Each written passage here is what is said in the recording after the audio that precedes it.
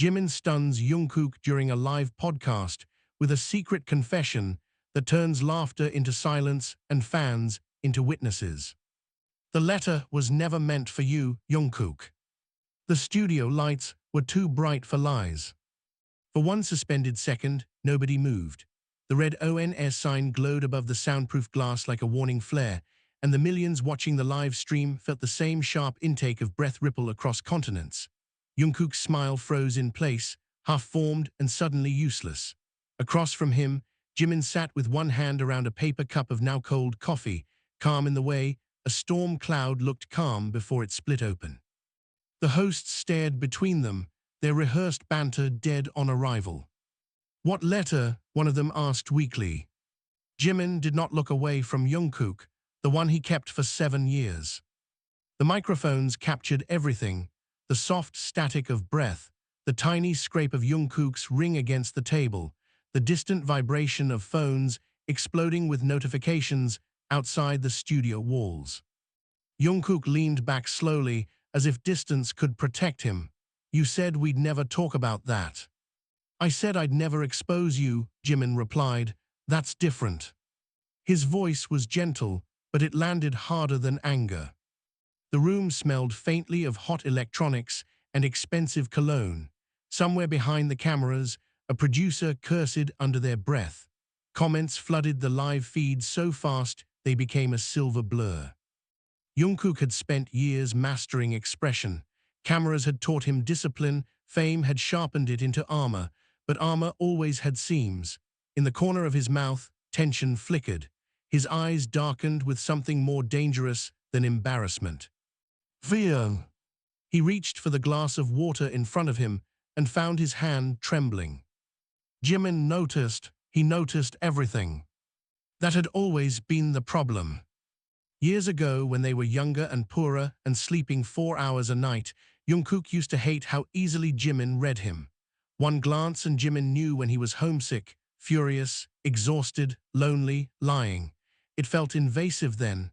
It felt precious now. The host tried to laugh. "Okay, wow, we started strong tonight." Nobody joined him. Jimin finally looked toward the cameras.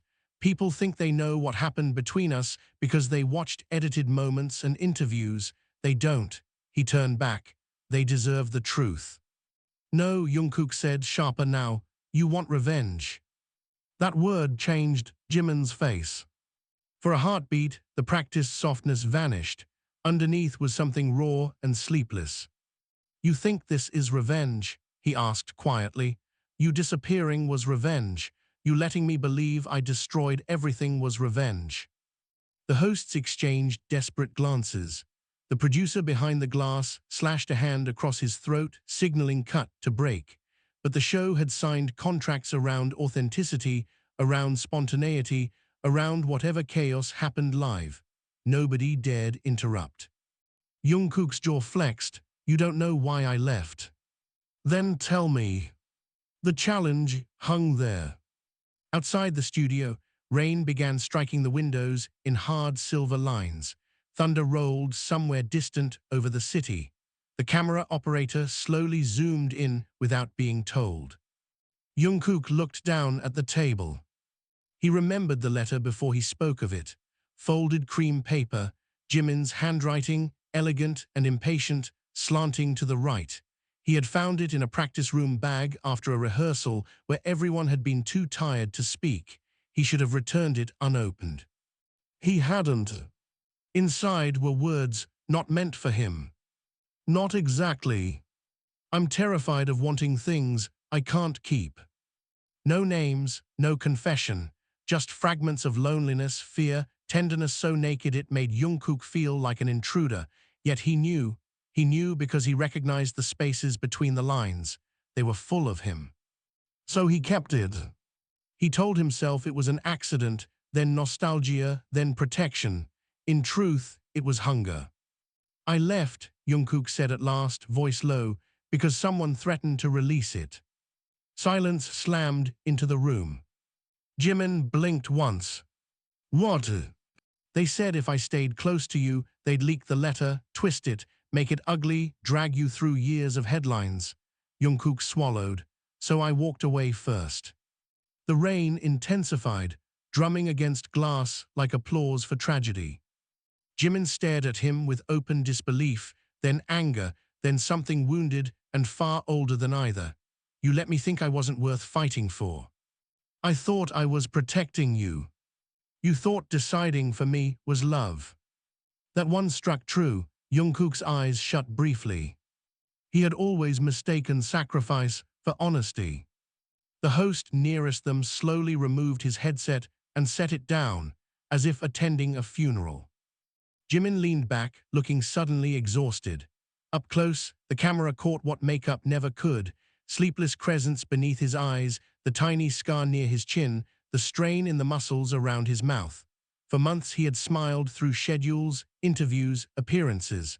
For months he had carried a private grief and called it professionalism. You know what I was doing the night you vanished? Jimin asked. Jungkook didn't answer. I was outside your apartment with soup because you texted me you were sick. He laughed once, without humor. I stood there for an hour before your manager told me you were gone. The memory broke something in Jungkook's posture. He folded inward slightly, shoulders no longer broad enough to hide inside. I watched the elevator doors open and close, Jimin continued. I kept thinking you'd step out smiling and say it was a prank. Then I spent years pretending I didn't still listen for footsteps. The microphones loved pain. They carried every tremor. One of the hosts had tears in her eyes. Jungkook's voice came rough. I hated myself every day. That changes nothing. I know. For the first time since the broadcast began, Jimin looked uncertain. Not weak, never weak, but divided. Anger had sustained him long enough to reach this room. Now truth was complicating everything. He remembered nights replaying old voice notes just to hear laughter in the background.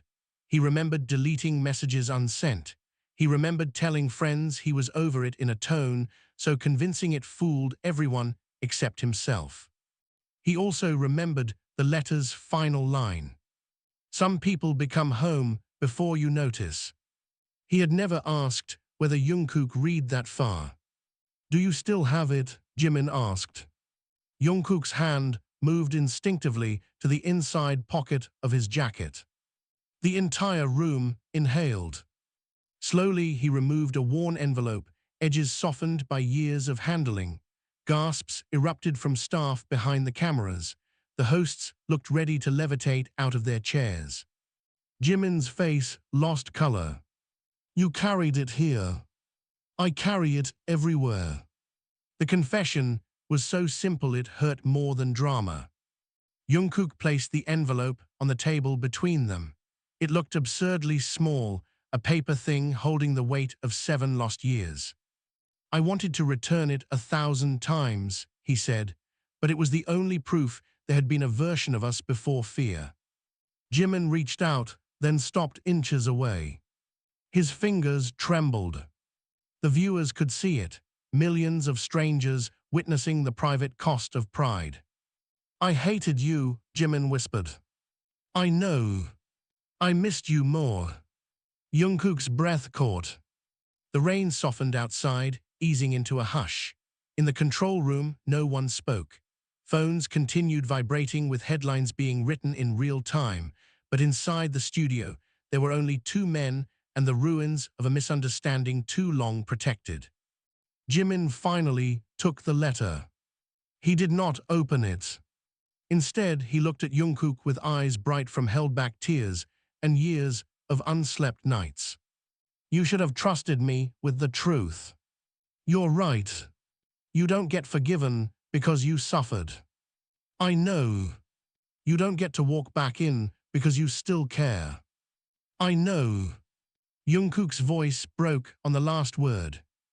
Jimin studied him for a long moment. The old habits were still there. The way Jungkook curled his thumb into his palm when anxious, the tiny crease between his brows when trying not to cry, the instinct to apologize with his whole body before finding language. Some recognitions never die. Then Jimin stood. The host startled, cameras shifted. He walked around the table slowly, each step loud in the charged silence, until he stood beside Jungkook's chair. Jungkook rose too, uncertain, breathing shallow. No one in the room dared move. Jimin lifted a hand. For one wild second, everyone thought he would slap him. Instead, he straightened Jungkook's crooked collar with maddening tenderness. "You still can't dress yourself under pressure," Jimin murmured. A sound escaped Jungkook that was half laugh, half sob. Jimin's own eyes shone now. "I'm still angry." "I know. I may stay angry. I know. And I still missed you too." The room exhaled like survivors. Jungkook laughed through tears, shoulders shaking. Jimin rolled his eyes and pulled him into a brief, fierce embrace that looked less like romance and more like two people dragging each other back from a long winter. When they separated, neither pretended composure anymore. The host wiped his face and spoke into stunned microphones. "Well," he said hoarsely, "I don't think we're topping that tonight." Jimin sat back down, calmer now. Jungkook remained standing a second longer, as if relearning gravity. Outside, the storm had passed. Water streaked the glass in silver trails, and beyond it, the city glittered fresh and electric.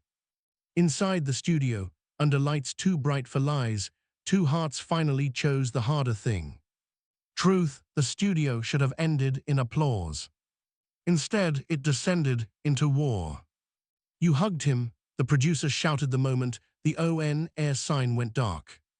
The room, once frozen by emotion, erupted into frantic motion. Staff rushed with phones in hand, voices colliding, cameras still rolling for behind-the-scenes content nobody had permission to release. Notifications screamed across every screen. Headlines were multiplying faster than breath.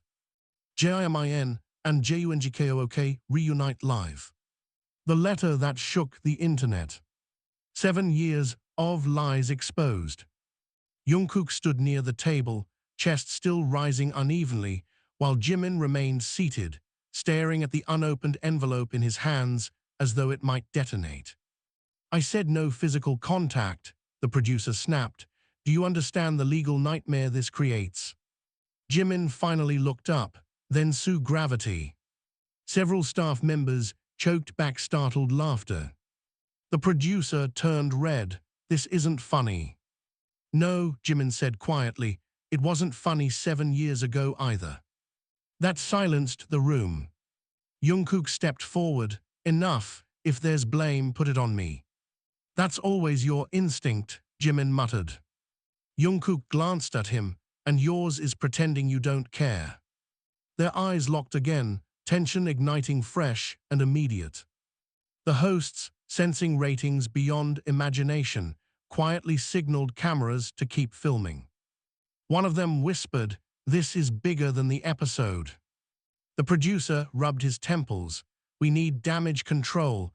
Both of you will issue a joint statement in 10 minutes. "No," Jimin said. "No," the producer repeated. "I'm done speaking in statements." Jungkook surprised everyone by nodding. "So am I." The producer stared at them like they had personally insulted capitalism. Phones kept vibrating. Outside the studio doors, security struggled to hold back reporters who had somehow arrived within minutes. Through the glass hallway, flashes of cameras burst like lightning. The storm had only moved indoors. Jimin stood slowly. "I need air." He walked toward the back exit without waiting. Jungkook followed instantly. "Jungkook, stay here," the producer yelled. He didn't even turn around. They pushed through the steel door into the rooftop access corridor, where the city wind rushed cold and sharp through the concrete stairwell. The sounds of the building dulled behind them. For the first time that night, they were alone. Neither spoke immediately. Jimin leaned against the wall, eyes closed, gripping the letter so tightly the paper bent. Jungkook stood a few feet away, hands on his hips, trying to steady himself. The silence between them was louder than shouting.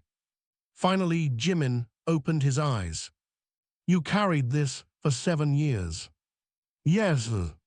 Why? Jungkook laughed bitterly. Because I'm pathetic. Don't joke. I'm not. The wind rattled the metal door behind them. Jimin looked at him hard. You could have moved on. I tried. Poorly. Disastrously. That pulled the smallest ghost of a smile from Jimin, gone almost instantly. Jungkook stepped closer. I dated people, I traveled, I filled schedules until I couldn't think. I smiled in interviews.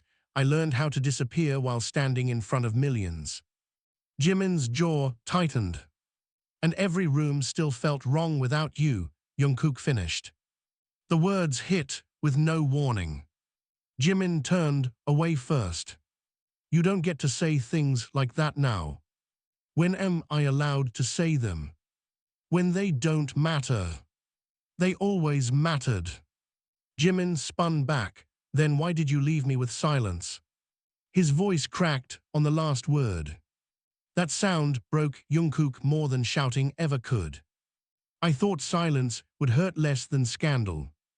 You arrogant idiot. I know. You keep saying that.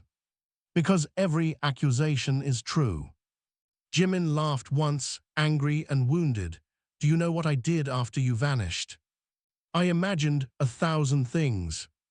I deleted your number every month. Jungkook froze. Jimin continued, eyes wet now but unflinching. Then I memorized it again because I still knew it. The corridor seemed suddenly too small for grief that large. I hated myself for that, Jimin said. I hated that I could perform in front of crowds and still check my phone at 2 a.m. like some fool. You were never a fool. Then what was I? Jungkook stepped forward until only inches separated them. Someone I loved badly. Jimin's breath caught. Neither moved. The city lights beyond the rooftop door glimmered through a narrow wired window. Below them, traffic flowed like molten gold. Jimin whispered, "Don't say loved." Jungkook's eyes searched his face. Why? Because I don't know if it's past tense. That confession landed like thunder. Jungkook visibly lost the ability to breathe for a second. Jimin, don't make me regret saying that. I won't. You already did once. Before Jungkook could answer, the metal door burst open. The producer stormed in, followed by 2 managers and 1 panicked assistant clutching 3 phones. There you are, he barked. This has escalated, we have a problem. What now? Jimin said coldly. The assistant held up a screen. On it was an anonymous post, already viral. Leaking the real story tonight. The letter wasn't the only secret. Check the photos. Jungkook's face drained of color. Photos? Jimin asked. The assistant swiped. Blurry images filled the screen, old candid shots from years ago. Jungkook entering Jimin's apartment late at night. Jimin asleep in a van with his head on Jungkook's shoulder. Fingers intertwined under a restaurant table. Faces close in a parking garage. Nothing explicit. Everything intimate. Jimin went still. Who has these? He asked. Jungkook already knew. There was one person, he said quietly. Jimin looked at him. Who? Jungkook's silence answered first. Then footsteps echoed up the stairwell. Slow. Measured. A figure emerged into the corridor, dressed in black, face calm under the fluorescent lights. Minyu. Former manager, former confidant, the man who had vanished from their orbit the same week Jungkook disappeared. Jimin's eyes narrowed. You. Minyu smiled faintly. Good to see honesty finally trending. The producer exploded. Security. They won't come, Minyu said. I told them I was invited. You threatened him, Jimin said, voice dropping. I advised him. You blackmailed me, Jungkook snapped. Minyu's gaze shifted to him. I saved your careers. You destroyed our lives. Minyu shrugged, dramatic phrasing. Jimin stepped forward so fast, everyone startled. You watched us suffer. I watched two young stars risk everything for feelings neither of you understood. Jimin's fist slammed into the wall beside Minyu's head, making the assistant scream. Say one more word, Jimin said softly, and you'll understand risk. Minyu did not flinch, but his smile thinned. You think tonight changes anything? He asked. Public sympathy is temporary, obsession is not. They will tear apart every glance, every year, every lie. They will ask what else you hid. Let them, Jungkook said. The room turned. Even Jimin stared. Jungkook stepped beside him, shoulders squared now, voice clear. I'm done living according to threats. Minyu laughed, brave now that ratings are high. No, Jungkook said, brave because I lost enough. Jimin looked at him with something dangerously close to pride. The producer groaned, please stop giving speeches. Minyu pocketed his phone, then I suppose I release everything. He turned toward the stairs. Jimin's voice stopped him. Do it. Everyone froze. Minyu looked back. Jimin took one step forward, chin lifted. Release every photo, every rumor, every manipulated story. I'm tired of cowards making money off shadows. Minyu studied him, perhaps expecting fear. He found none.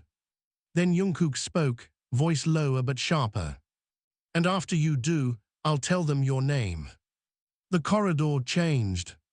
For the first time, Minyu hesitated. The producer blinked. Wait, that's actually excellent leverage. No one asked you, Jimin said. Minyu's expression hardened. You think public opinion matters? No, Jungkook replied, but truth does. Minyu looked between them, calculating, then gave a slow, contemptuous smile. You still make each other reckless. He left down the stairs. The echo of his footsteps faded. No one moved for several seconds. Then the assistant whispered, that was terrifying. The producer straightened instantly. Right, new plan, we capitalize on authenticity. Jimin groaned, you're a parasite. A successful parasite, the producer corrected. Jungkook laughed unexpectedly. Everyone turned to him. It started small, shaky, almost disbelieving, then became real laughter, the first unguarded sound from him all night. Jimin stared, then despite himself, smiled too. The producer pointed dramatically. There, that chemistry, back to studio now. Absolutely not, Jimin said. You owe the audience closure. Jimin looked at Jungkook, do we? Jungkook considered, then nodded slowly. Not for them, he said, for us. Minutes later, they returned to the set. The cameras restarted. The world watched, numbers climb into historic territory. This time, no host spoke first. Jimin and Jungkook sat side by side. Not across from each other.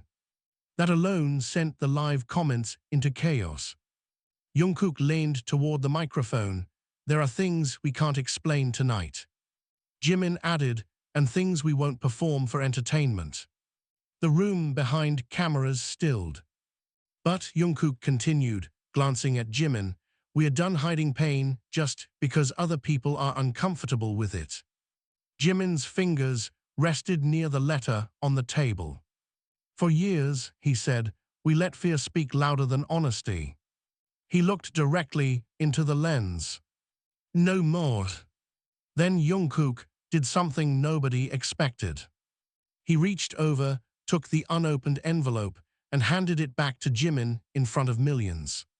It was always yours. Jimin accepted it carefully. No, he said, voice shaking with something warmer now. It was always ours.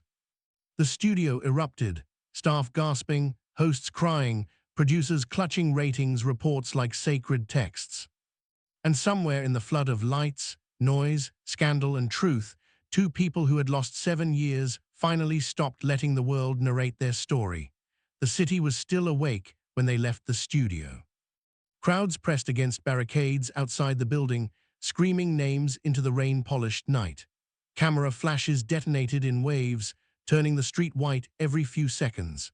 Security guards pushed a narrow path through the frenzy, while reporters shouted questions sharp enough to cut skin. Jimin, were you in love with him? Jungkook, did you lie for 7 years? Is Minyu blackmailing you? Are you together now? Jungkook instinctively moved closer to Jimin, shielding him from the crush of bodies and microphones. Jimin noticed and said nothing, though the tension in his jaw softened for half a second. A reporter lunged forward. Did the company know? Jimin stopped walking. Security panicked immediately. Sir, keep moving. No, Jimin turned toward the cameras, rain catching in his hair like silver threads. Ask better questions. The street fell into startled quiet. He stepped closer to the barricade. Ask why fear controls people's lives. Ask why private pain becomes public sport. Ask why some of you smell blood and call it journalism. The silence lasted one heartbeat. Then chaos returned louder than before. Jungkook grabbed Jimin's wrist. Move. They were shoved into a black van and the doors slammed shut. The screaming outside became muffled thunder. Inside, only breathing. Their manager, Hana, sat across from them with 2 phones, 3 folders, and the exhausted expression of someone reconsidering every career choice she had ever made. You two have broken the internet, several contracts, and my nervous system. Jimin leaned back. Good evening to you too. She threw one phone onto the seat between them. Headlines rolled endlessly. Live confession, shocks global audience. Former manager accused of THRATS. Fans divided over secret relationship, RUMORS. Jungkook's eyes darkened at the last one. We never said relationship. They don't need facts, Hana replied. They need speed. The van lurched into traffic. Rain slid down the tinted windows in long, wavering lines. Sirens wailed somewhere distant. Jimin stared outside. Where are we going? My apartment, Hana said. Private entrance, no paparazzi. No company building, Jungkook asked. No trust left there tonight. That answer hung heavy. Jimin turned slowly. You think someone internal fed Minyu? I think fame attracts cowards and opportunists, Hana said. Specific names can wait. Jungkook looked at Jimin. Do you trust her? Jimin answered instantly, yes. Something unreadable crossed Jungkook's face. Envy, maybe. Regret, certainly. Hana noticed everything. Don't start another emotional war in my van. Too late, Jimin murmured. The drive continued in uneasy silence until Jungkook finally spoke. When did you write the letter? Jimin blinked, caught off guard. Now you ask. I'm asking because I never knew if I imagined it. Jimin folded his arms. Practice room, winter, everyone had gone home. What happened that day? You forgot. Jungkook frowned. Tell me. Jimin laughed softly, but it held sadness. You were 20, exhausted. You fell asleep sitting on the floor with your head against the mirror. He looked away. I covered you with my jacket. Jungkook's breath slowed. You woke up enough to grab my hand, Jimin continued. Then you said my name like it was somewhere safe. The van became very still. I wrote the letter afterward because I knew I was in trouble. Jungkook swallowed hard. I don't remember grabbing your hand. I know. But I remember feeling warm. Jimin's eyes flicked toward him. Hana smacked her forehead lightly. This is unbearable. They reached her apartment tower through a private underground garage. Security escorted them through silent marble halls and into a penthouse wrapped in glass and city light. The moment the doors closed behind them, the outside world vanished. No reporters. No producers. No audience. Just 3 people and years of unfinished damage. Hana set her phones on the kitchen island. Rules. Nobody posts anything. Nobody answers calls except me. Nobody leaves. Jimin was already walking toward the balcony doors. Especially you, Hana added. He ignored her and stepped outside. Cold air rushed in. The city glittered below, wet streets shining like veins of gold. Jimin gripped the railing, breathing deeply, shoulders tight. Jungkook hesitated, then followed. Inside, Hana pretended not to watch. For a minute they stood in silence under the dripping night sky. Then Jungkook said, "You trusted her." Jimin didn't turn. "Yes." "You told her about me." "No." "Then why does that bother me?" Now Jimin looked over. "You tell me." Jungkook laughed bitterly, "Because while I was gone, life kept happening without me. You expected it to pause." "No," his voice sharpened. "I expected you to hate me." "I did." "That's easier." Jimin stared. "Easier than what?" "Knowing someone else was there when I was." The confession surprised even him. Jimin's eyes narrowed slowly. "You're jealous." "I'm angry." "You're jealous and angry." Jungkook stepped closer. "Were you with someone?" Jimin gave a disbelieving smile. "You vanish for 7 years and come back asking questions like that. Answer me." "You don't get that right." "Maybe not." "Definitely not." The tension between them tightened until the air itself felt charged. Then Jimin said quietly, "Yes." Jungkook froze. "Yes what?" "Yes, I was with someone." The city seemed to drop away beneath them. Jungkook's face changed by degrees, shock, hurt, fury, then an effort to hide all 3. "How long?" "Why does it matter?" "How long?" "A year." Jungkook looked physically struck. "You loved him." Jimin's answer came after a beat too long. "I tried." Jungkook turned away, hands gripping the back of his neck. Unbelievable. Jimin's temper flared. "You do not get to react like the betrayed one." "I know that." "Then stop acting like it." "I can't." "Why?" Jungkook spun back, eyes blazing. "Because I imagined you alone." The words cracked through the night. Inside, Hana closed her eyes. "Fantastic, we've reached catastrophic honesty." Jimin stared at Jungkook, stunned. "You imagined me alone," he repeated. "Yes." "Why?" "Because I was." The rawness of it stole Jimin's next reply. Jungkook took another step. "I kept telling myself if you moved on, I deserved it. But in every fantasy where I survived this, you were still waiting." "That's not love," Jimin said softly. "That's punishment." "Maybe." "It's cruel." "I know." "You always know after." That hit hard. Jungkook's voice dropped. "Then tell me how to know before." Jimin opened his mouth, closed it again. He wanted to stay angry. Anger was structure. Anger was clean, but grief had already become something messier. "He was kind," Jimin said suddenly. Jungkook blinked. "Who?" "The man I dated." Why this now? Even Jimin wasn't sure. Perhaps because pain demanded fairness. "He was patient, funny, never once asked me to be less than I was." Jungkook's throat tightened. "Then why did it end?" he asked. "Because every time he touched me, I compared silence to memory." The balcony went silent, except for rain dripping from the awning. Jungkook's eyes filled instantly. "Jimin." "I hated myself for that too." Jungkook stepped forward without thinking. Jimin didn't move back. Their faces were close now, breath visible in the cold air. "You're saying terrible things to me tonight," Jungkook whispered. "You earned them." And the good ones. Jimin's voice trembled. I'm still deciding.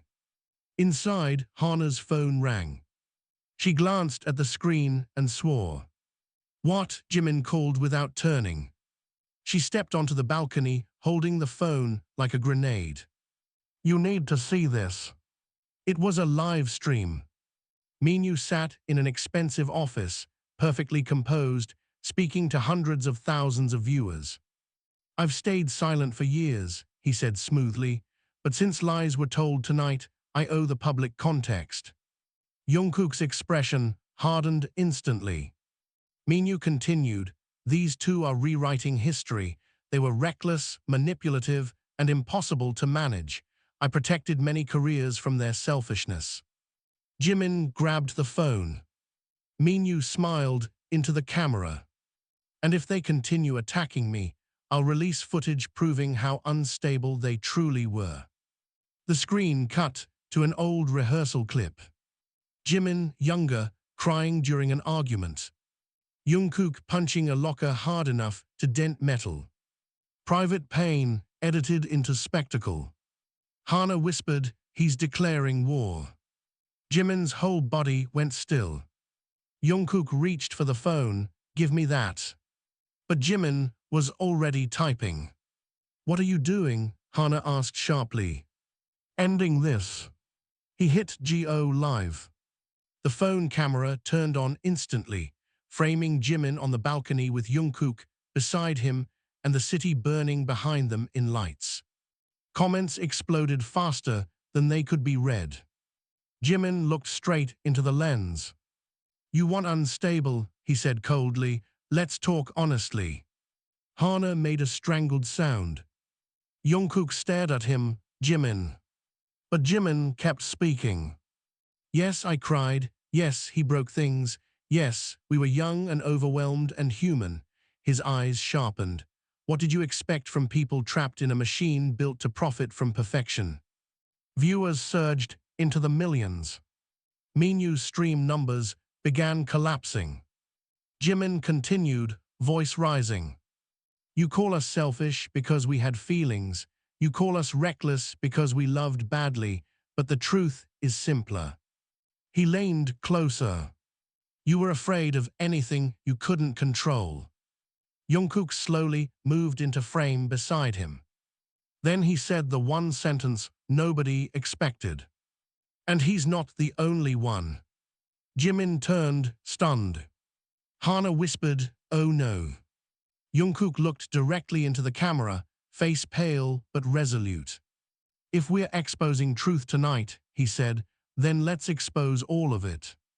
Jimin's pulse visibly quickened. What are you doing? He asked under his breath. Jungkook didn't look at him. I left because Minyu threatened us, he said to the world, but I also left because Jimin asked me to. The night itself seemed to stop. Jimin's face lost all color. Hana dropped a glass in the kitchen. Across the world, millions watched Jimin whisper one shattered word. What? The word left Jimin like something torn from his chest. The livestream comments exploded so violently they became a blur of white streaks racing up the screen. Hana lunged for the phone, but Jungkook caught her wrist without looking away from the camera. Don't, he said quietly. Jimin stared at him as if he had become a stranger in one sentence. You said I asked you to leave. Jungkook finally turned. I said the truth. No, Jimin's voice sharpened into something dangerous. You said a version of it. Rainwater dripped from the balcony railing in slow silver beats.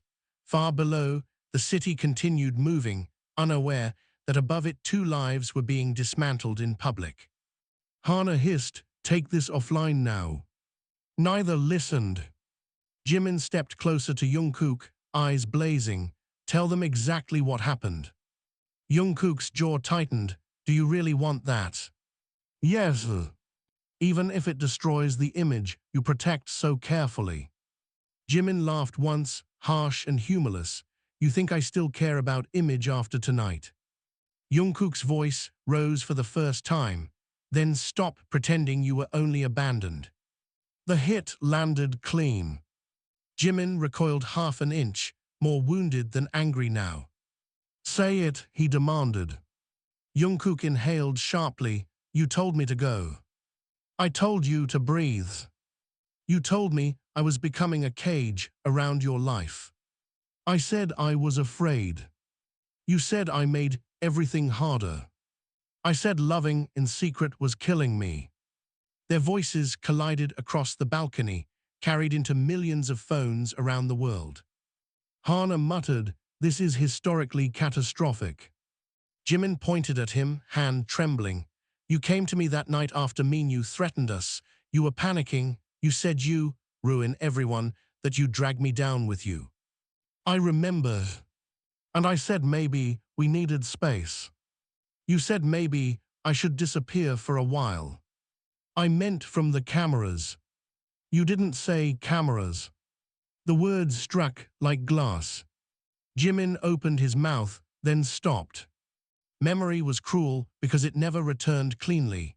It came fragmented, soaked in emotion, rearranged by regret.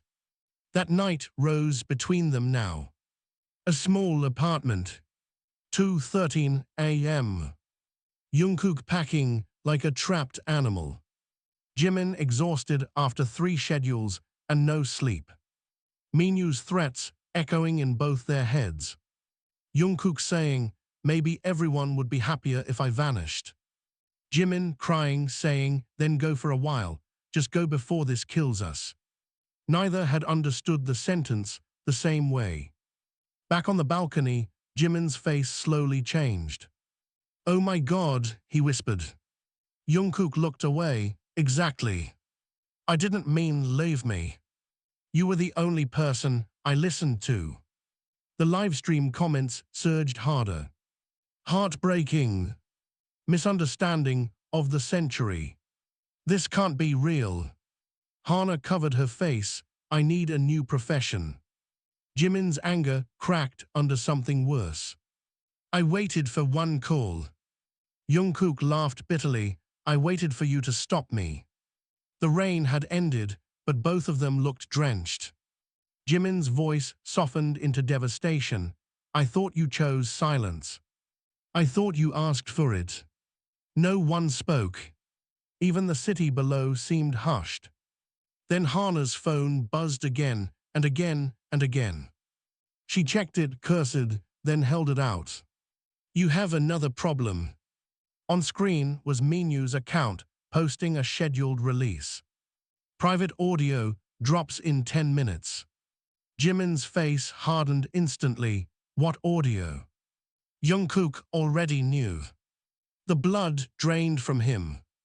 No. Jimin turned. What? There was a voicemail. From who? Jungkook's silence answered too loudly. Jimin's eyes widened. Me. 7 years ago. 3 days after Jungkook disappeared. A voicemail Jimin had sent in rage, grief, humiliation. One Jungkook had never answered. He remembered now in shards, drinking alone, calling repeatedly, then finally leaving one message through tears. If you wanted to punish me, congratulations, don't come back, I never want to see you again. He had forgotten saying it. Jungkook had not. You kept that, Jimin whispered. I listened to it every month. Why would you do that to yourself? Because it was your voice. That broke Hana's patience completely. Enough tragedy, tactical mode now. She snatched the phone and paced. If Minyu releases it, he controls context. If you release it first, you control narrative. Jimin looked horrified. You want me to broadcast the worst thing I ever said? I want you alive after tomorrow. Jungkook said quietly, let him release it. Both turned to him. I'm tired of strategy. Jimin stared. You think hearing me say that won't matter? It mattered then, Jungkook replied. Now I know what pain sounds like. The sentence silenced everyone. Jimin moved suddenly, grabbing Jungkook by the front of his shirt. You don't get to be calm now. Jungkook didn't resist. Then what do I get? You get angry, you get selfish, you get to tell me how much I ruined. Jungkook's eyes glistened. I ruined enough for both of us. Jimin shoved him back. Stop apologizing like it fixes anything. Then tell me what does. The shout rang through the penthouse. Jimin froze. Because he had no answer. Jungkook stepped closer again, voice lower now. I came tonight ready to be hated. I was prepared for that. I was not prepared to find out we lost 7 years because 2 exhausted idiots spoke in broken sentences. Jimin's breath trembled. Hana quietly ended the live stream. Neither of them noticed. For the first time all night, no audience remained. Only truth. Jimin sat down hard on the balcony chair and covered his face. I don't know what to do with this. Jungkook crouched in front of him slowly, careful, as if approaching something wounded. Neither do I. You should hate me. I tried. Try harder. A wet laugh escaped Jungkook despite himself. Jimin's shoulders shook once, then again. Hana looked away, giving dignity where cameras would not. Jungkook reached forward, hesitated, then rested a hand lightly on Jimin's wrist. Jimin did not pull away. I said horrible things too, Jungkook murmured. You disappeared. Yes. You let me bury you alive in my head. Yes. You let me become someone I don't like. Jungkook swallowed. I became someone I don't know. Jimin lowered his hands. His eyes were red, face stripped bare of all performance. I was so angry that I built a personality out of it. Jungkook's hand tightened slightly on his wrist. I know. I don't know who I am without blaming you. Then we learned. The words were simple, they landed deep. Jimin searched his face for mockery, manipulation, false hope. He found only exhaustion and sincerity. That frightened him more. Before he could answer, the apartment intercom blared. Hana straightened instantly, nobody move. She crossed the room, checked the security monitor, and went pale. What? She turned slowly. It's the board. The company board, Jungkook asked. She nodded. 6 of them. At midnight. Unannounced. Jimin laughed in disbelief. They move fast when money panics. The intercom buzzed again. Then a voice came through cold and clipped. Open the door, this cannot wait. Hana looked at them both. If they're here personally, this is bad. Jungkook rose, let them in. No, Jimin said. Everyone turned. His expression had changed. No tears now. No confusion. Only steel. They made us hide. They let men like Minyu thrive. They watched us bleed and called it management. The intercom buzzed a 3rd time. Jimin stood. Tonight they wait. He walked to the kitchen island, picked up Hana's phone, and opened his own social account. What are you doing? Hana asked. Jimin went live again. Within seconds, hundreds of thousands poured in. He angled the camera toward the apartment door as the buzzer sounded non-stop. Then he smiled, a dangerous, elegant smile the public knew well and had every reason to fear. Good evening, he said to the world. Apparently the people who controlled our silence are outside. Hana whispered, you magnificent disaster. The knocking began. Hard. Relentless. Jungkook moved to stand beside Jimin. Then, after one beat, took his hand in full view of the camera. The comments detonated. Jimin glanced down at their joined hands, startled. Jungkook met his eyes. No more misunderstandings. The door shook again under pounding fists. And Jimin, still staring at him, slowly tightened his grip back. The knocking became violent. Not polite executive taps, not controlled authority. It was the pounding of people who had realized they were losing control in real time. The apartment door trembled under each strike. Jimin stood motionless, Hana's phone in one hand, Jungkook's hand in the other. Millions watched the live stream as the camera shook slightly with every impact.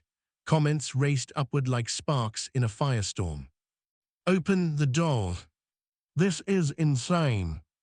Hold hands again. The board is panicking." Jungkook looked at the door, then at Jimin. "We should end the live." Jimin didn't blink. Why? Because this stops being our story once lawyers enter. It stopped being our story years ago.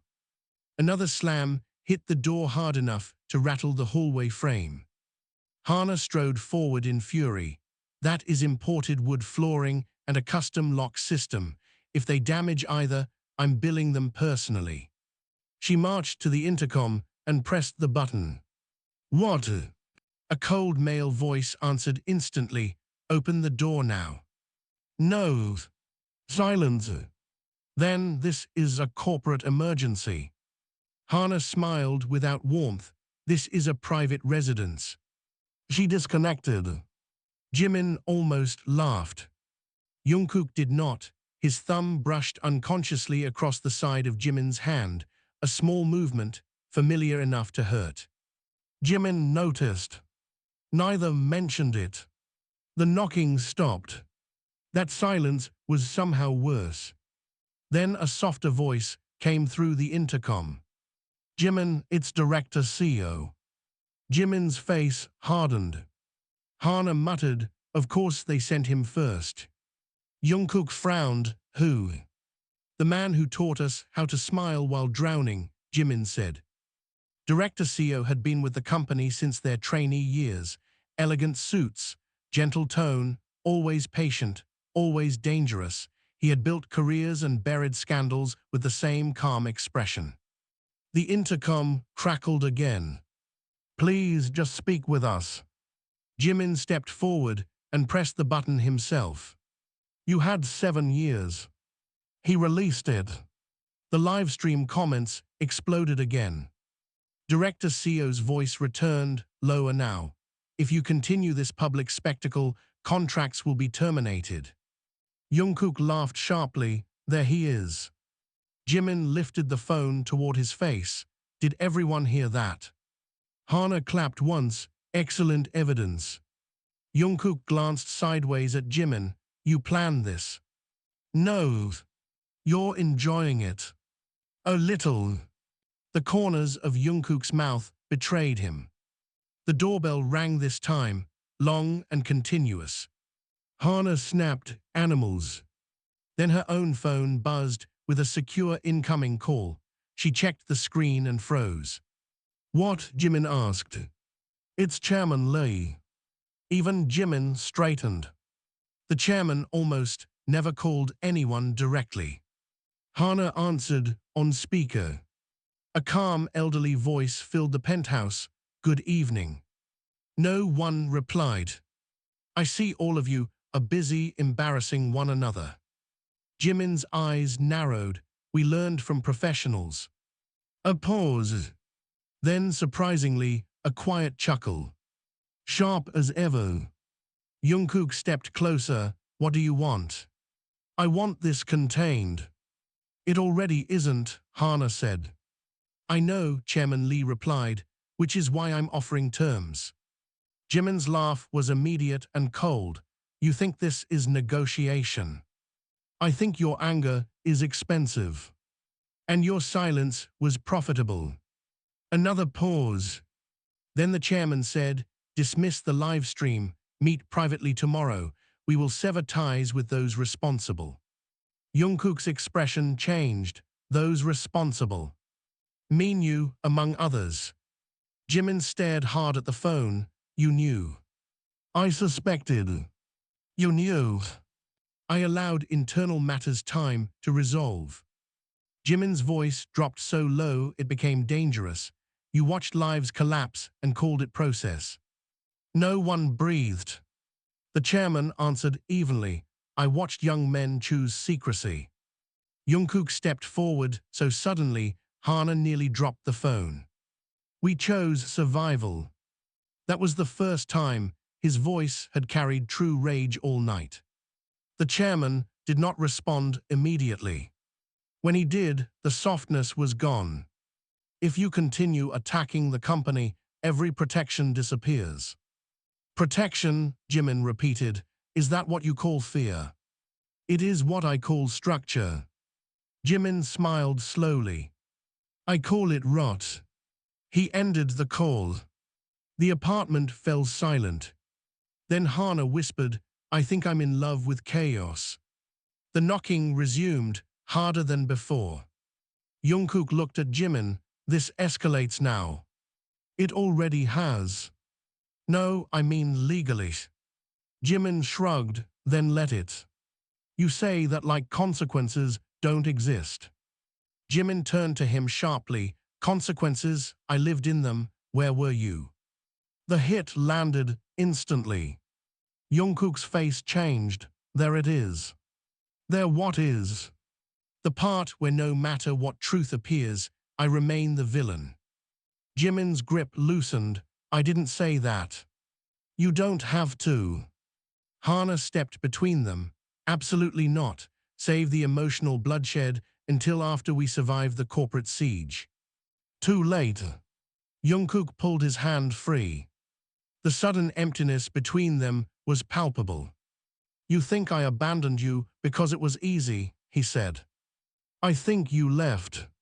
I left because I was terrified. And I stayed terrified. I know. Stop saying you know. His shout stunned the room. Jimin's breathing turned sharp. You keep saying, you know, like understanding pain erases causing it. But Jungkook's own temper surged, and you keep acting like being hurt gives you permission to wound everyone back. The words hung there, brutal and true. Jimin looked struck. Hana whispered to no one, this family needs 12 therapists. Before either could speak again, the television mounted on the far wall switched on by itself. All four of them turned. A news channel had picked up their live stream. Split screen now showed the apartment door outside, filmed from the hallway by someone leaking internal footage. The board members were visible, and beside them stood Minyu. Jungkook went cold. Jimin's eyes narrowed into knives. He brought them here, Hana said. On screen, a reporter spoke excitedly. Sources claim emergency termination notices are being delivered tonight. The room erupted. They can't do that, Hana said. They can try, Jimin replied. Jungkook was already moving toward the door. Jimin caught his arm. What are you doing? Ending this. With violence. With words. That's never been your first talent under pressure. Jungkook yanked free, and yours is burning everything. At least I stay. The sentence hit like a slap. Jungkook stopped dead. Jimin instantly regretted it. But pride moved faster than apology. Jungkook turned slowly, eyes bright with fury. You want to know why I really hated you after I left? Hana closed her eyes. Please no. Because even now, Jungkook said, voice shaking, you always choose the sharpest thing in the room. Jimin's throat tightened. I was trying to survive you and miss you at the same time. No one moved. Jimin whispered, that's cruel. It's true. The doorbell rang again. Then a male voice shouted from outside, audible even without intercom. Open the door now, or we enter. Hana straightened. They wouldn't dare. The lock beeped. Everyone froze. A second beep. Then the handle moved. They have override access, Hana said, horrified. Jimin's expression changed instantly from wounded to lethal calm. Get behind me, Jungkook said. Jimin actually scoffed. Be serious. The lock clicked. The door opened inward. Director Seo entered first, immaculate despite the hour. Behind him came two legal executives, Minyu with smug composure and security personnel. The live stream captured everything. Millions watched the invasion in real time. Director Seo took one look at the phone camera and sighed. You've become impossible. Jimin smiled dangerously. You raised me. Minyu stepped forward. This ends tonight. Jungkook moved between him and Jimin. No, Jungkook said quietly, it begins. Director Seo lifted a folder. Termination notices for breach of conduct, defamation, and unauthorized public disclosures. Hana lunged, give me that. A security guard blocked her. Jimin didn't move. Read them, he said. Seo blinked, what? Out loud, in front of everyone. The live stream comments surged into madness. Seo hesitated. Minyu snapped, don't indulge him. Jimin's smile widened, afraid of witnesses. Jungkook looked at Seo, read them. Something in the room shifted. The old hierarchy was failing. Seo slowly opened the folder. Then another voice came from the hallway. Wait! Everyone turned. An older woman stepped through the still-open door wearing a raincoat over silk pajamas, hair half-pinned, eyes blazing. Hana went pale, mothered. She marched past security like furniture. In one hand she held a tablet, in the other a house slipper. Minyu frowned, who is this? She struck him across the face with the slipper, so hard the sound cracked through the penthouse. This, Hana said weakly, is the majority shareholder. The room stopped breathing. Jimin stared. Jungkook stared harder. Director Seo visibly lost color. Hana's mother adjusted her robe, looked at the live stream camera, then at the executives. I leave town for 2 days, she said coldly, and you idiots stage a coup in my daughter's apartment. No one moved. Not Minyu with the red mark blooming across his cheek. Not Director Seo clutching termination papers with suddenly uncertain hands. Not the security guards who now looked deeply interested in the floor. Even the live stream comments seemed to pause before exploding into chaos. Majority shareholder. The slipper heard round the world. This is better than drama. Hana covered her face. I begged you not to come. Her mother ignored her completely. She stepped farther into the penthouse with the authority of weather. Rain still glistened on her coat. Her silk pajama sleeve was rolled back like she had interrupted sleep, specifically to ruin careers. She looked first at Jimin. You're thinner. Jimin blinked. I'm sorry. You need to eat more. Then she looked at Jungkook. You still slouch when angry. Jungkook straightened instantly. Good reflex, she said. Minyu found his voice first. Madam, with respect, this is an internal crisis. She turned so slowly that fear entered the room ahead of her. You are not internal. Minyu swallowed. Director Seo bowed slightly. Madam Choi, we were attempting to contain damage. By breaking into my daughter's home. It was urgent. She glanced at the shattered calm of the room, the cameras still streaming, the millions watching.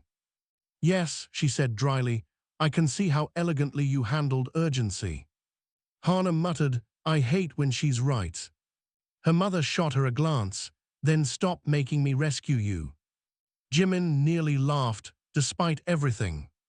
Madam Choi noticed. You laugh nicely, do it more often. Minyu snapped, unable to stop himself. This is absurd, we need immediate disciplinary action. She turned to him. No, you need ice for your face. Then she extended her hand. Phone.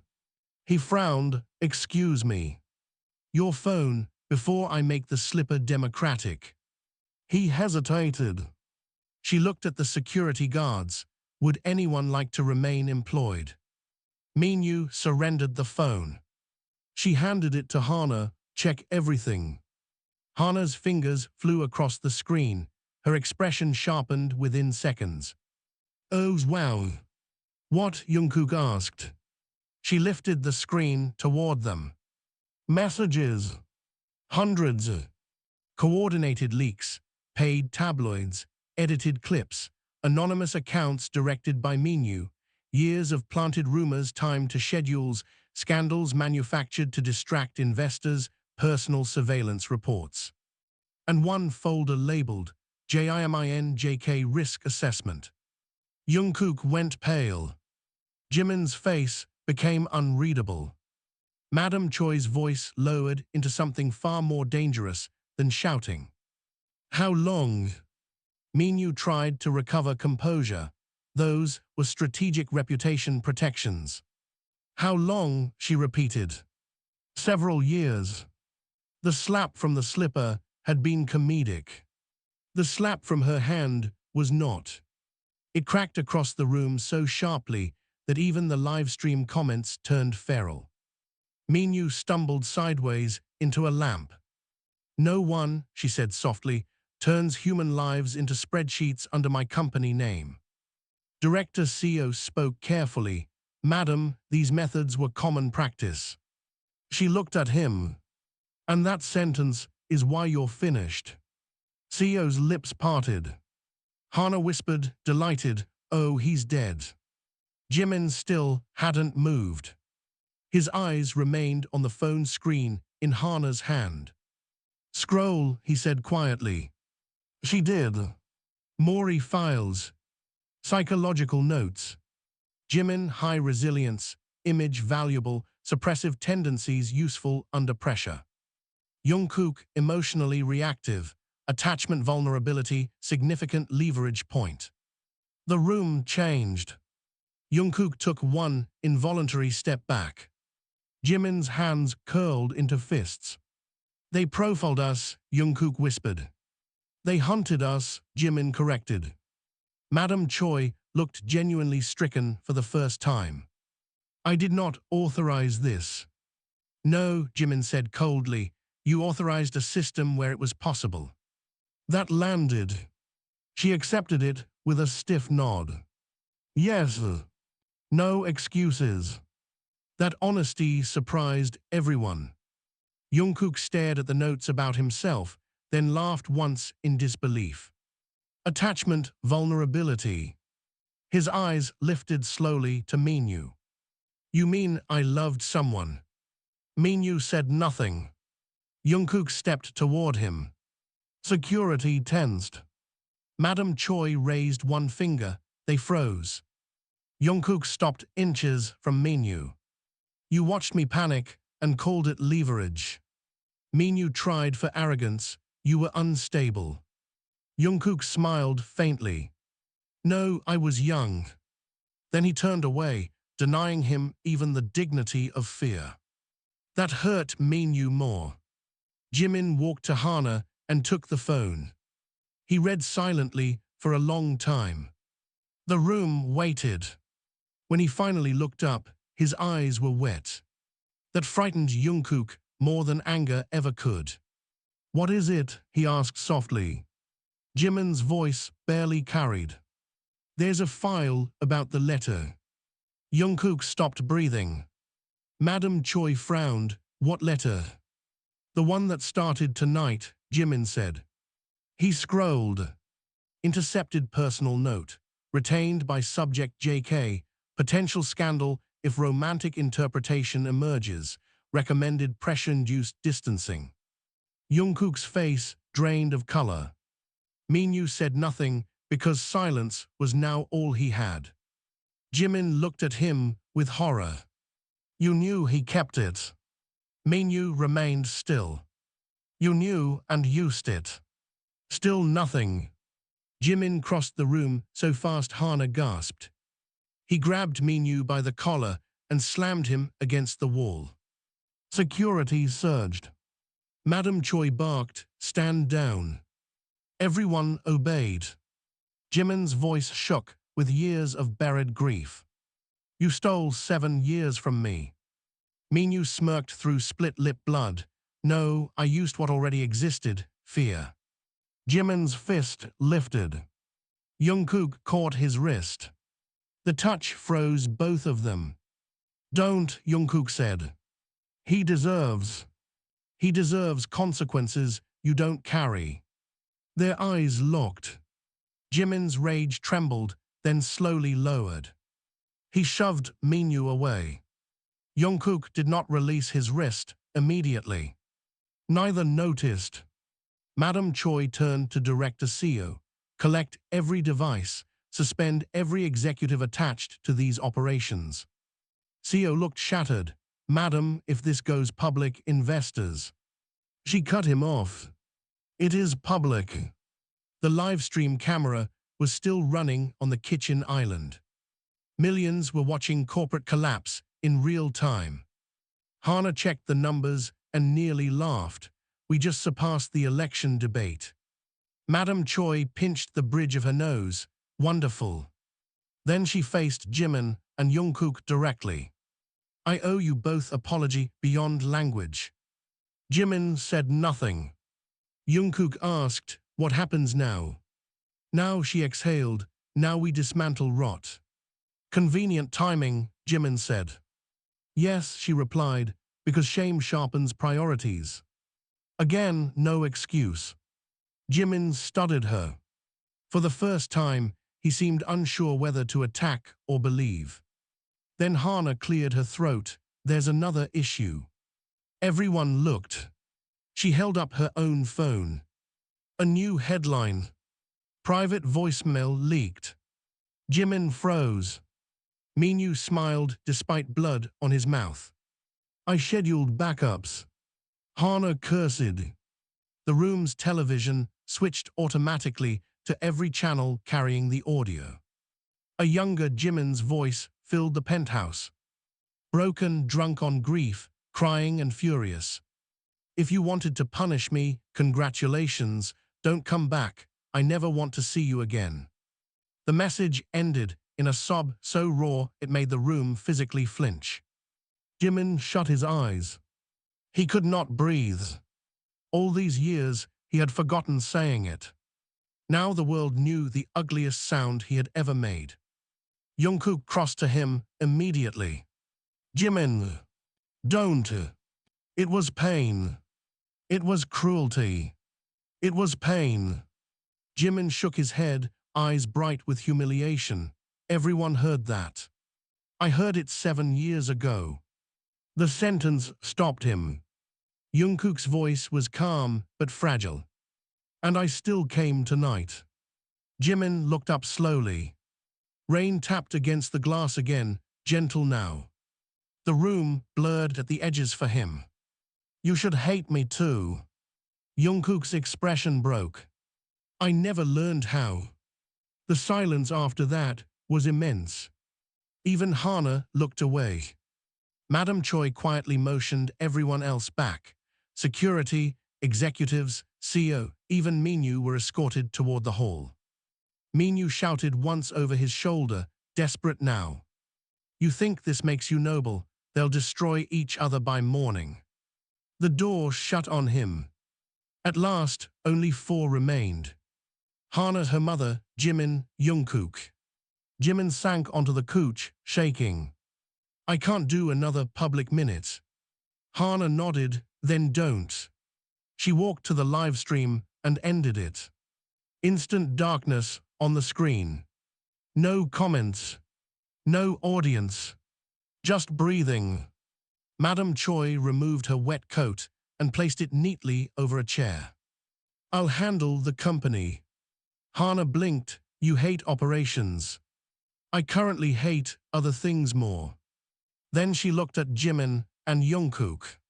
"For what it is worth, I think both of you were children carrying adult damage." Jimin laughed weakly. "We're not children now." "No," she said, "now you're adults carrying old damage, less charming." She ushered Hana toward the hallway. Come, let them speak.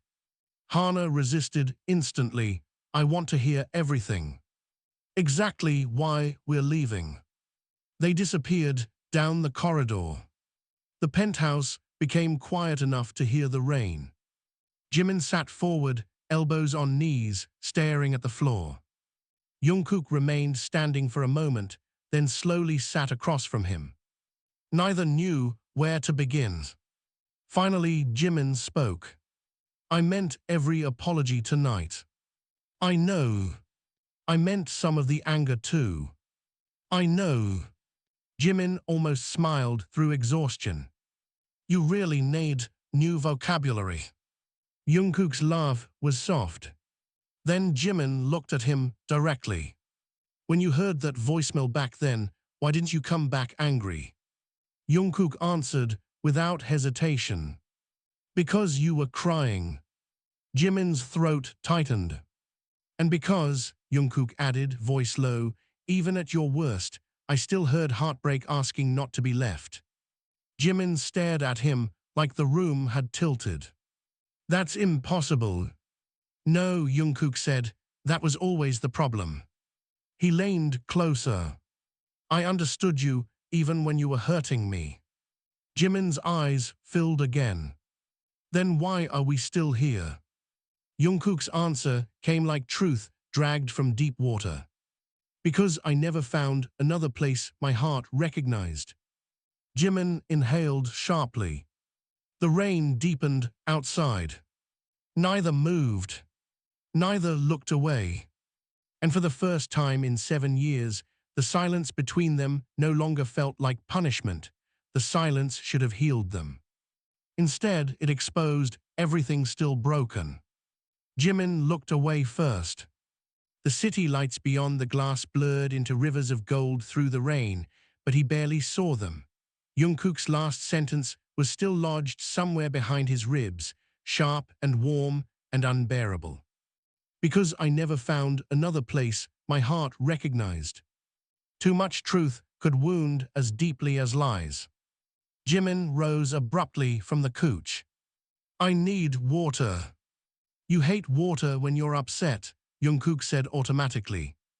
Jimin stopped mid-step. Then he turned slowly. You remember that. You only drink iced tea when angry, coffee when anxious, water when pretending you're fine. Jimin stared at him in disbelief. Stop knowing things. I tried. The answer was too gentle. Jimin walked to the kitchen anyway, opening cabinets with more force than necessary. He found a glass, filled it, took one sip, and immediately set it down untouched. Jungkook watched from the couch, eyes softer now, but tired in a way no sleep could fix. See, he said quietly, you don't want water. Jimin leaned both hands on the marble counter. You make me feel like no time passed. Jungkook's expression darkened. Time passed. I know. No, you don't, he stood. You see me and remember us. I see me and remember everything I became without you. That shifted the air again. Jimin turned. What does that mean? It means I don't know how to be the version of me you're looking at. Jimin frowned. I'm not asking for a version. You are, Jungkook's voice sharpened. You keep speaking to the boy who left. And you keep hiding behind the man who returned. The strike landed instantly.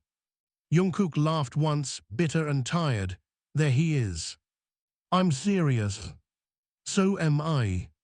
They stood across the kitchen island now, old instincts pulling them into confrontation because tenderness felt more dangerous. You want honesty? Jungkook continued. Fine, I'm angry that tonight became beautiful for 5 minutes, and now I have to admit I'm not healed enough to deserve it. Jimin's chest tightened. Deserve what? You. The room went still.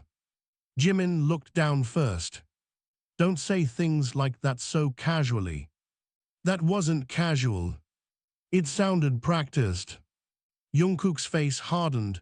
You think I rehearse pain. I think you rehearse control. That one hit deeper than intended. Jungkook stepped back as if slapped. You really don't know what those years were. Then tell me. You only want stories where you suffered more. Jimin's temper ignited. That is unfair. Is it? Yes. You think abandonment happened only to you. The words cracked through the penthouse. Jimin's mouth opened, then closed. Jungkook's breathing was uneven now, anger cracking open old restraint. I left everything familiar. Every hallway reminded me of you. Every stage reminded me of what I'd ruined. I couldn't date properly, couldn't trust people, couldn't hear your name without forgetting how to breathe. Jimin stood motionless. And when people praised me for maturing, Jungkook said, voice shaking, they were praising survival techniques. The honesty in it was brutal. Jimin whispered, why didn't you come back sooner? Jungkook laughed bitterly. Because every year made it more shameful.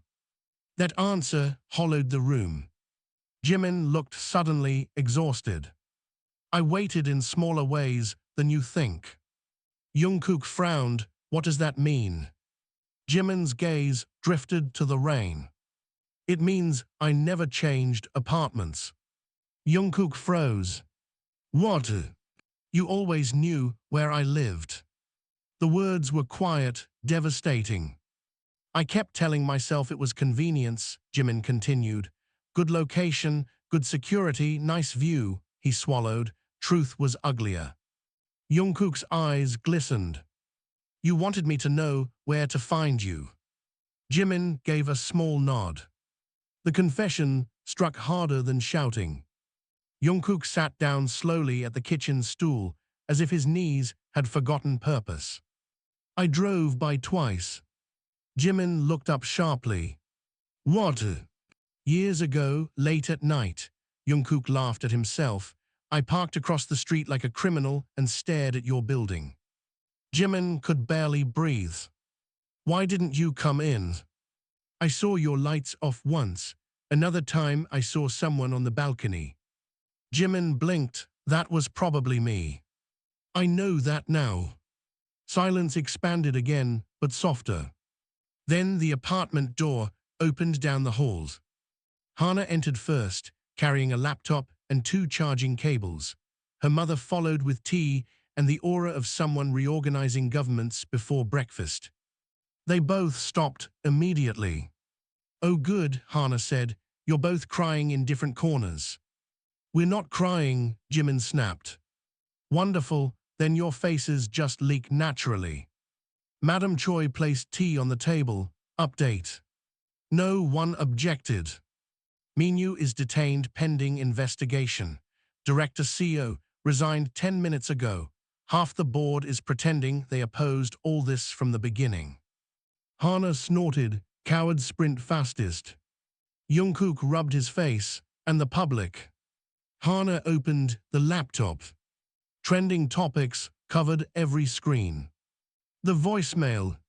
The letter. Majority, shareholder slipper justice. Jimin and Jungkook hold hands. She winced, mixed reactions. Sympathy, obsession, conspiracy theories, marriage predictions, market panic. Jimin groaned, of course. Madam Choi looked between them. There is one more issue. No one liked her tone. She continued, a former trainee has come forward claiming Minyu used similar tactics on others. The room chilled. Hana nodded grimly. If true, tonight gets bigger than both of you. Jungkook straightened, then it should. Jimin looked at him. No hesitation, no image management, just immediate moral clarity. That old ache returned with full force. Madam Choi studied them carefully. If you speak tomorrow, it cannot be about romance or nostalgia, it must be about systems. Jimin frowned. You think people care about systems? No, she said, that is why powerful people keep them. Hana pointed at the laptop. Press conference at noon. We can take control if we move first. Jimin laughed hollowly. Amazing. I cry for 5 minutes and now I'm scheduled. Jungkook's mouth twitched despite himself. Madam Choi noticed instantly. Good, keep making each other human. It improves both brands. Mother. What? I contain multitudes. She left the room. Hana followed, muttering about impossible genetics. Once alone again, the penthouse quieted. Jimin sank into a chair. I can't do noons. You can. I can barely do now. Jungkook hesitated, then moved to sit beside him instead of across. Close enough to feel warmth. Not touching. That's different. Jimin stared ahead. You always talk like confidence is a choice. Sometimes it's just movement before fear catches up. Jimin glanced sideways. That sounded suspiciously wise. I stole it from you. When? You told me that before my first solo performance. Jimin frowned, searching memory. Then found it. Backstage lights, Jungkook shaking with nerves, Jimin straightening his collar and saying, just move before fear catches you. He laughed softly. You remembered that. I remember everything inconvenient. The laugh faded into something tender and dangerous. Jimin spoke carefully. Do you still think about us, or just what happened? Jungkook answered too fast, both. Then slower, honest enough to shake. Some days I missed you, some days I missed the person I was with you, some days I couldn't separate them. Jimin's hands twisted together in his lap. I hated hearing songs you'd like. Why? Because I had nowhere to send them. Jungkook closed his eyes briefly. When he opened them, he was looking directly at Jimin. I wrote messages to you for years. Jimin's pulse jumped. You did. I never sent them. Why tell me now? Because if I keep waiting for perfect timing, I'll die with drafts. Jimin's breath caught. Show me one. Jungkook froze. No. Why? Because they're embarrassing. That has never stopped you. It absolutely has. Jimin's eyes narrowed with sudden mischief for the first time that night. Phone. No. Jungkook. No. Jimin lunged. It happened fast and stupidly. Jungkook jerked back with a startled laugh. Jimin reached across him, both of them colliding into the couch cushions in a tangle of limbs and old instincts. The phone flew onto the carpet. They froze. Jimin half over Jungkook, one hand braced against his chest. Jungkook beneath him, breathing stopped entirely. Neither moved. The air changed all at once. Jimin became acutely aware of everything. The warmth under his palm. The scent of rain and soap. Jungkook's heartbeat hammering against his hand. His own answering it. Jungkook's voice came barely above a whisper. You always played dirty. Jimin swallowed. I learned from competition. Then why are you shaking? I'm not. You are. Neither looked away. Slowly, carefully, Jimin pushed himself upright and reached for the fallen phone. Jungkook caught his wrist. Not forceful. Just enough. Jimin's breath snagged. Wait. The word was fragile. Jimin stayed still. Jungkook sat up slowly, still holding his wrist, eyes searching his face like he was reading weather. If I show you one message, he said, voice low, you don't get to punish me for honesty. Jimin tried for composure and failed. Depends how embarrassing it is. Jungkook released him, retrieved the phone, unlocked it, and scrolled with visible dread. Then he handed it over. Jimin read. 2:14 a.m. Saw a place with terrible dessert. You would love it. 1:03 a.m. Heard someone laugh like you. Ruined my week. 3:27 a.m. I'm angry you still feel like home. 11:58 p.m. If I knocked tonight, would you open the door? Jimin stopped breathing. There were dozens more. Hundreds. Years of unsent, longing arranged by timestamp. His eyes blurred. You idiot, he whispered. Jungkook looked terrified now. Bad reaction. Jimin set the phone down carefully. Then he hit Jungkook in the shoulder. Hard. Jungkook yelped, ow. You absolute idiot. Clarify. You had all this and said nothing. I was ashamed. Jimin hit him again. That one was for emotional negligence. Jungkook grabbed his wrist, laughing despite pain. You're violent. You deserve worse. They were too close again. The laughter faded first. Then the room. Then everything except the fact that Jungkook still held his wrist, and neither seemed interested in changing that. Jungkook's voice lowered. If I knocked tonight, would you have opened the door? Jimin's answer came without armor. I never locked it. Jungkook did not breathe. Neither did Jimin. The rain against the windows softened into a distant hush, and the city below glimmered like something far away and unimportant. For once, there were no cameras, no executives, no headlines racing through screens, just two men sitting too close in a room full of years. I never locked it. The sentence remained between them like a key finally found. Jungkook's hand loosened around Jimin's wrist, not to let go, but to hold more gently. You make everything hurt beautifully, he whispered. Jimin's eyes shimmered, and you make everything late. A laugh escaped Jungkook, small and broken and real. I know. You always know afterward. I'm trying to know now. Jimin studied him for a long moment, tracing the familiar unfamiliarity of his face.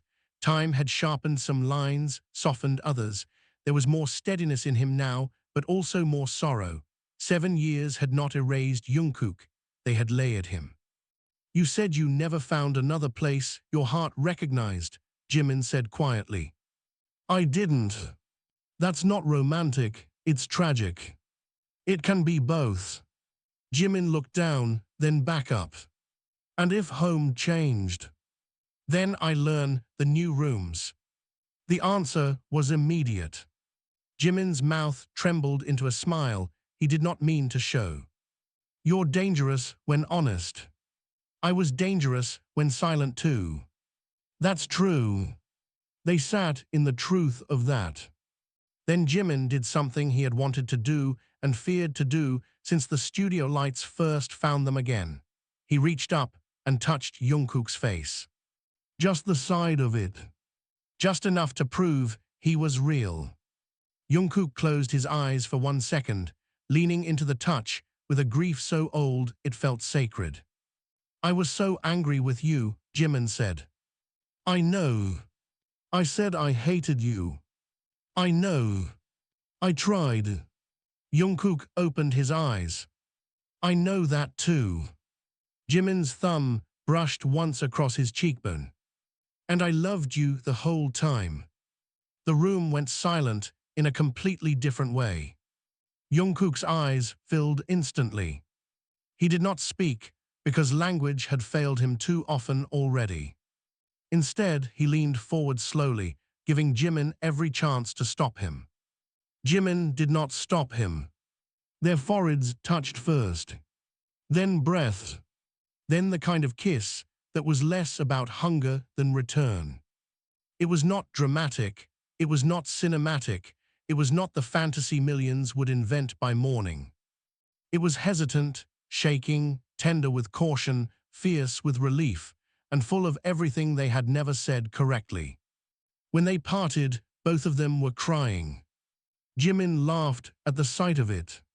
You look awful. You look expensive, Jungkook replied. That's better.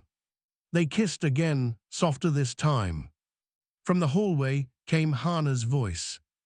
If you two are reconciling attractively, please know there are 12 missed calls. and a global market response. Neither moved. Madam Choi's voice followed.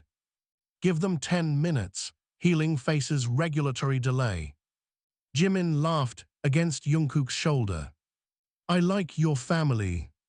They're not my family. Madam Choi called from the hall, perfectly timed. They are now if this continues. Jungkook groaned, she's terrifying. She slapped a man with a slipper for us. She's iconic. Morning arrived gradually. By noon, they stood together before cameras again, but differently this time. Not as rumor, not as spectacle, not as two people dragged into confession by scandal. They spoke about manipulation, fear, coercion, and the hidden machinery that profits from silence.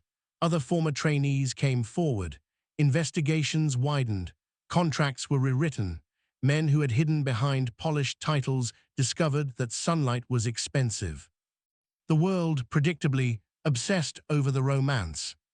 Some celebrated, some criticized, some invented stories stranger than truth. Neither Jimin nor Jungkook corrected every rumor. For once, they understood that not every version of them belonged to the public. Months later, the frenzy quieted. The city moved on, as cities do. One evening, in the same apartment with rain tapping softly against the glass, Jimin found Jungkook in the kitchen burning toast. You're hopeless, Jimin said. You love me. I do, Jimin replied, taking the pan from him, but that's unrelated. Jungkook wrapped his arms around Jimin from behind, chin resting on his shoulder. Still unlocked, he asked softly. Jimin smiled at the dark window, reflecting them both. Always. Outside, the storm passed. Inside, after years of being lost in separate rooms of the same memory, they finally came home.